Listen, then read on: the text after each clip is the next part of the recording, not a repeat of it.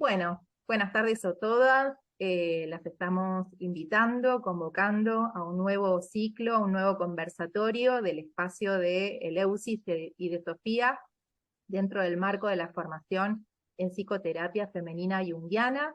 En este caso vamos a retomar lo que es el arquetipo de Quirón y la mirada desde lo que es la psicoterapia junguiana. Y para eso, bueno, nos pusimos de acuerdo con la compañera, con Juliana. Mi nombre es Claudia Couselo, paso a presentarme. Soy una de las alumnas de la formación de Eleusis, de Sofía y de psicoterapia femenina junguiana. Y bueno, mi formación desde la medicina, desde la educación, también soy astróloga. Y bueno, pueden encontrarme en mi Instagram, @conelsol_en_acuario. Así que bueno, le doy paso a la compañera para que pueda presentarse y después vamos a hacer una recorrida desde lo que es la mitología y desde lo que es la interpretación psicológica del arquetipo. Bueno, hola a todos, me presento, mi nombre es Juliana Starnoni, yo soy astróloga también, estoy formada en psicología analítica en la Fundación de Buenos Aires y también soy alumna de la Escuela Eleusis dentro de lo que es la formación de psicoterapia femenina. Así que bueno, un placer estar acá compartiendo este espacio con vos, Claudia, y también con todas las personas que se suman y se interesan por este tipo de conocimiento y terapia. Muchas gracias. Bueno, les paso a comentar un poquito. Nosotros elegimos este tema porque estamos en este momento palpitando las últimas horas de lo que es el mes de Solo Sagitario. el Sagitario.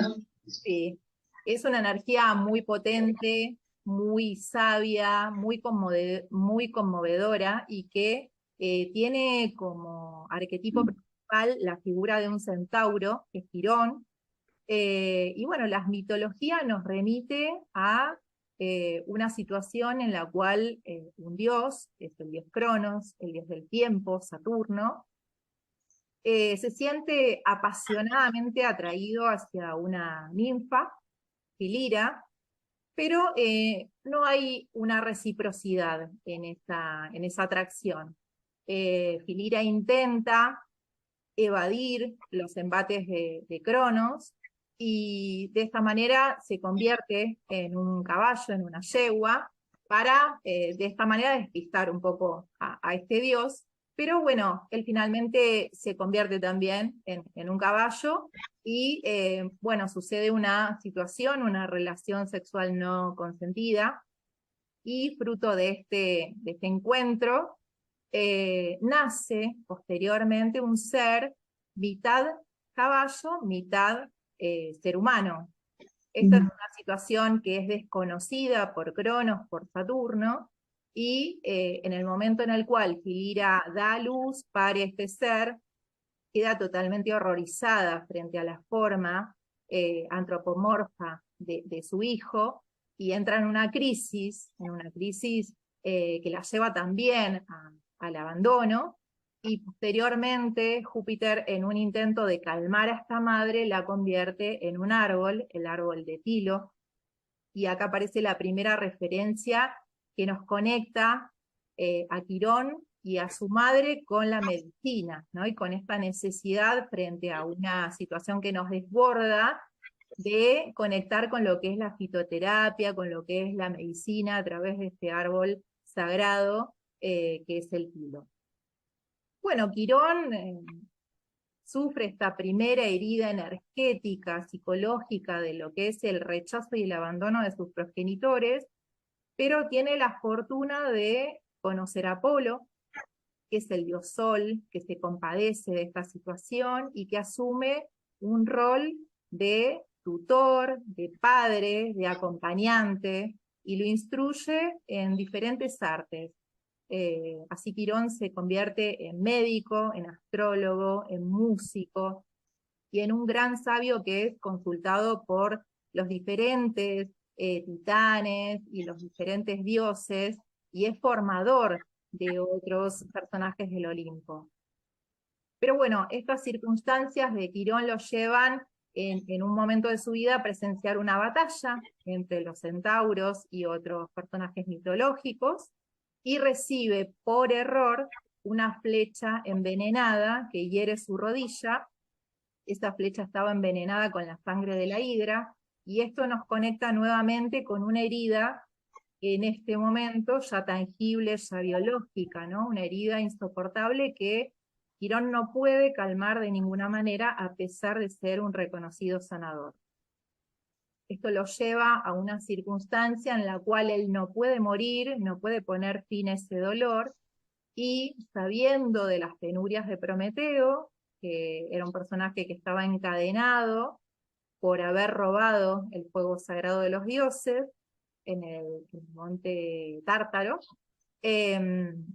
bueno, todos los días este personaje recibía la visita de un águila que devoraba su hígado y por la noche se regeneraba, así que este dolor también era perpetuo. Quirón se compadece desde una mirada empática con este dolor de Prometeo y ofrece su vida a cambio de resolver esta situación de Prometeo y también la suya propia, porque este sacrificio permitía poner fin a su propio dolor.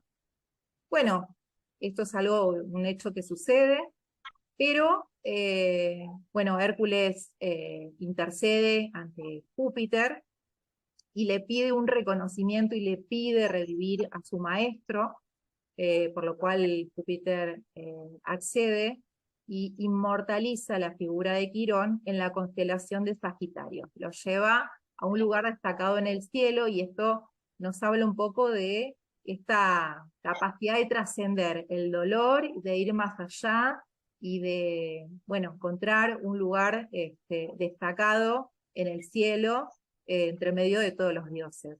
Así que, bueno, le voy a dar paso ahora a Juliana, vamos a hablar un poquito de lo que es la mirada psicológica, de lo que es el dolor, de lo que es la herida y cómo podemos identificarnos en diferentes roles. Bien, bueno, un poco, Clau, como vos nos contabas, ¿no?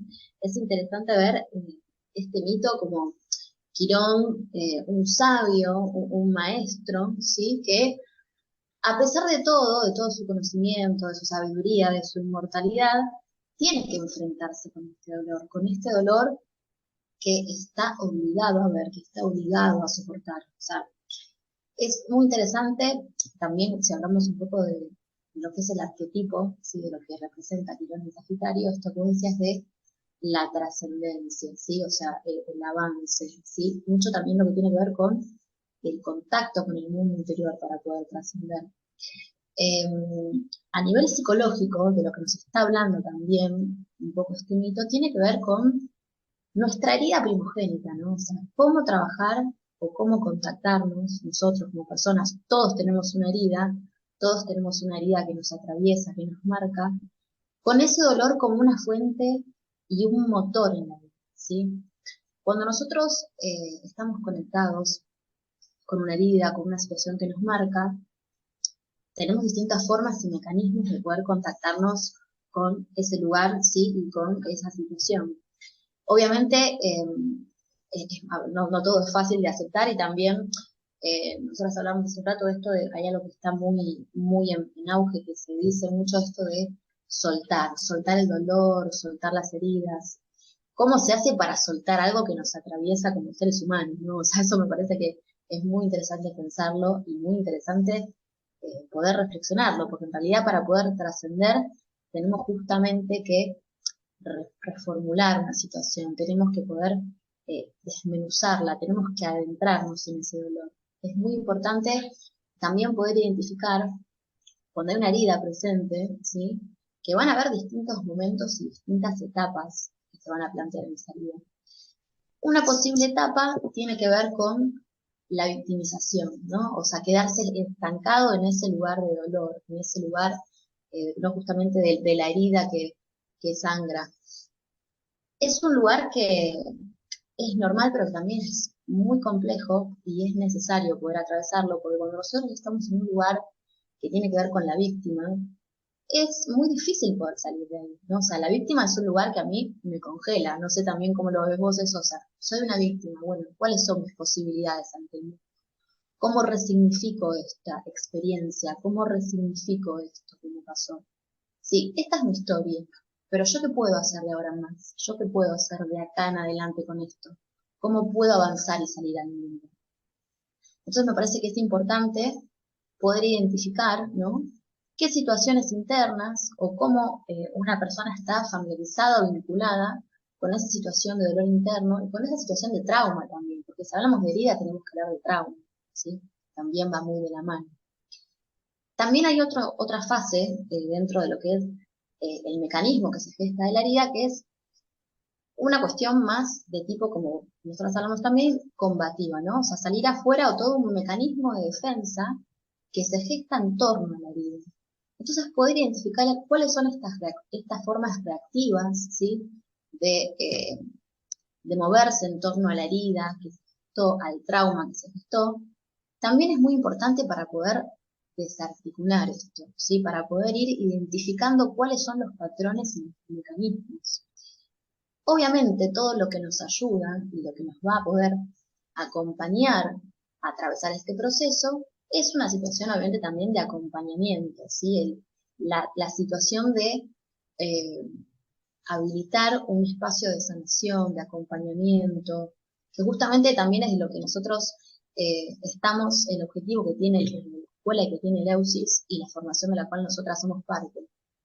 Poder identificar nuestras heridas, poder salir de un lugar de victimización y tomar un rol activo en la vida, ¿sí? Poder transformar eso activamente, poder identificar nuestros patrones, nuestra historia, dónde está nuestro dolor. Y de esa forma, me parece que también hay algo interesante que tiene que ver con que cuando nosotros alumbramos el dolor y la herida, es un dolor consciente. Y la conciencia es lo que nos permite transformar, ¿no? O sea, cuando yo tengo conciencia de cómo está funcionando algo o de qué es lo que me ocurre internamente, tengo la capacidad de poder trabajar sobre eso, transformarlo. No sé qué pensás vos también. Sí, Eh, sí, me parece muy interesante todo lo que vos decís y un poco volviendo a esta historia, nos va mostrando cómo diferentes arquetipos se van poniendo en marcha, ¿no? En un primer momento aparece esta situación, entonces, de falta de consentimiento, esta cosa más pulsional, instintiva, ¿no? Donde está puesto en marcha un mecanismo biológico, el instinto sexual y el instinto de supervivencia. Cómo aparece una primera figura paterna que no toma contacto con ese hijo, que no toma contacto con esa creación, que no contacta con el deseo genuino, ¿no? De conectar con esa otra persona, con ese otro ser y gestar desde el amor. Y bueno, aparece entonces este Dios, Saturno, Cronos, como una figura paterna que no entra en contacto con esa creación, con ese hijo. Cronos es el dios del tiempo, nos habla de límites, nos habla de la ley, pero nos habla también de una situación rígida, estructurada, donde no hay posibilidad de interactuar, no hay posibilidad de consenso. Y después esto que vos hablás de poner conciencia, de poner luz, nos remite al arquetipo de Apolo. Apolo es el sol ¿Cuál? y Apolo nos conecta entonces con esta instancia de poder tomar conciencia, ¿no? De la situación, de la herida, poder ponerle luz, poder reconocerlo, y ahí aparece un arquetipo paterno que es mucho más cercano, que es mucho más nutricio, ¿no? Que nos aporta energía vital y nos permite crecer desde un lugar de acompañamiento, desde un lugar cercano. Entonces, estos dos arquetipos son importantes. Después lo que vos hablabas, el arquetipo de la víctima, este arquetipo más ariano del mecanismo de defensa instintivo, ¿no? De frente a una situación que me hiere, pongo en marcha algo que tiene que ver con el instinto de supervivencia, que Tal cual, sí. está muy instalado desde lo que es nuestro cerebro más primitivo. Y por último, el arquetipo que nos conecta a Quirón es con el arquetipo del self, el arquetipo del sanador, con el arquetipo de la trascendencia, ¿no? Este poder ir Sí. más allá, conectar desde la empatía con el dolor del otro y desde una capacidad también de resiliencia, poder sobreponernos a ese dolor y hacer algo útil y algo que sea trascendente, que vaya más allá de ese dolor. Desde mi dolor conecto con el dolor del otro y puedo ponerme en su lugar y puedo acompañarlo.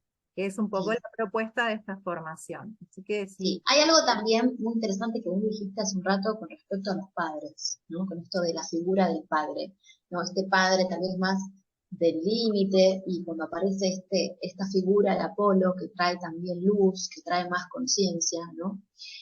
Dentro de lo que es la herida, me parece, cuando todos atravesamos una herida o tenemos una herida que trabajar, o una situación incluso de abandono, me parece que hay algo muy importante y destacable para poder poner en palabras, que es poder aprender y poder trabajar cuando estamos vinculados a nuestra herida, haya lo que haya ocurrido con las personas a nuestro alrededor, con nuestros propios padres, esta capacidad de autopaternarnos, de ser nuestro propio sostén también, de todas esas capacidades paternas como maternas, en algún otro caso, poder ser nosotros quienes las volquemos en nosotros mismos. Esto de aprender a cuidarse, a paternarse, ¿sí? A maternarse también, me parece que también es algo muy importante si estamos hablando de trabajar esos lugares de carencia, esos lugares de dolor, esos lugares de trauma, ¿no? Cuando yo me paterno, me materno,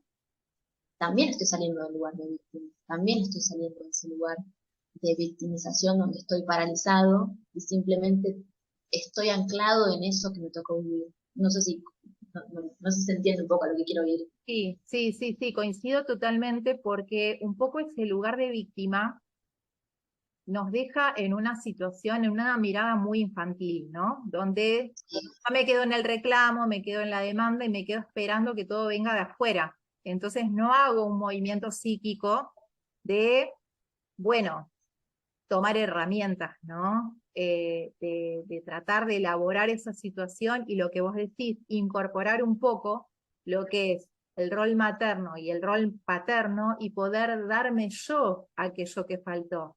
Entender que esa madre y ese padre real hicieron lo que pudieron con las circunstancias, el contexto y las herramientas psicológicas con las que contaban, pero que yo, a partir de esto de poner conciencia, y desde un lugar más adulto puedo incorporar esos arquetipos y puedo hacer algo superador, ¿no? Entendiendo mi dolor y pudiendo reconocer a veces la necesidad de un acompañamiento de un otro objetivo que pueda desde un lugar, bueno, más neutral, poder ver la situación, ver las dinámicas, ver los complejos que se activan, dejarme acompañar y permitir entonces que mi propio ser sufra una transformación. Para eso hay que estar dispuesto a dejar ese rol infantil que muchas veces nos aporta un beneficio secundario. Cuando uno no quiere ir más allá de la zona de confort, es porque obtiene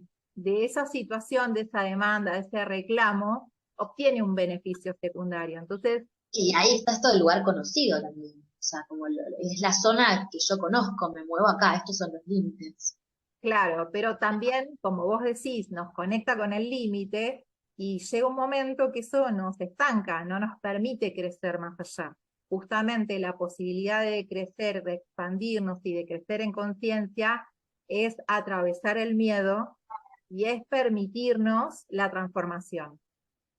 Tal cual, absolutamente. Y también en esto que vos nombrabas hace un ratito, con salir de las zonas conocidas, ¿sí? Con transformar, me parece que hay un proceso en esto también de trabajar la herida, de poner luz en el dolor, poner luz en esos mecanismos inconscientes, ¿sí? Que están, eh, que ya puedo así decir, uno se mueve de forma inconsciente en eso. Hay un proceso que se da que es el proceso de alquimia también, ¿no? O sea, hay algo que tiene que ver con la alquimia psíquica, ¿no? El poder hacer un trabajo interno, el poder sanar, implica también, justamente, volvemos a lo mismo, atravesar ese dolor con conciencia y poder poner luz en la situación. Ese no es como el mito de Quirón, no es un dolor que un día puede decir, ah, no, va a desaparecer, ¿no? Mi dolor desapareció. No, mi dolor va a ser un motor, va a ser una fuerza para tener plena conciencia de quién soy yo también. Me Totalmente. parece que se transforma. Totalmente. Esto que vos decís de la alquimia, los alquimistas que buscaban transformar los metales en oro, ¿no? Y es puramente simbólico, tiene que ver con esto de poder integrar a la conciencia y poder transformar. Es eso que a lo mejor es una circunstancia más sombría, ¿no? Eso que me ancla a una faceta que no es mi mejor versión, bueno, poder enfrentar o poder animarme a esto que tiene que ver con atravesar el bosque oscuro, atravesar la noche oscura del alma, que es el viaje heroico, el viaje Tal místico, cual. nos lleva, bueno, a encontrar nuestro lado más luminoso. En eso tiene que ver la alquimia y en eso tiene que ver esto de transformar el plomo en oro, ¿no? Nosotros encontrar nuestras herramientas, animarnos a esta travesía, ese viaje y convertirnos en nuestra mejor versión. Tal cual. Bueno, ahí, ¿no? Justamente paternarnos, maternarnos. Total, total. Bueno, Julie, creo que más o menos estamos en los conceptos que habíamos charlado para desarrollar. Este tema va a ser retomado por otras compañeras que lo van a abordar desde otra mirada, desde otra óptica. La idea es hacer estos té entre nosotros, estos encuentros o conversatorios breves para no aburrir un poco a la audiencia, para que sea dinámico. Así que bueno, nos despedimos, las invitamos a seguir la página de Leusis, a seguir la página de Psicoterapia Femenina Junguiana y la página de Sofía, y también a encontrarnos desde nuestras propias actividades, desde la astrología, desde la psicología. En mi caso, mi Instagram es @con el sol en acuario, y el de Julie. El mío es astro-psíquica. Muy bien. Bueno, gracias por acompañarnos y los invitamos Gracias entonces a vos. a seguirnos en las páginas y a seguir conectadas con los nuevos vivos que van a ir apareciendo. Muchas gracias. Un beso.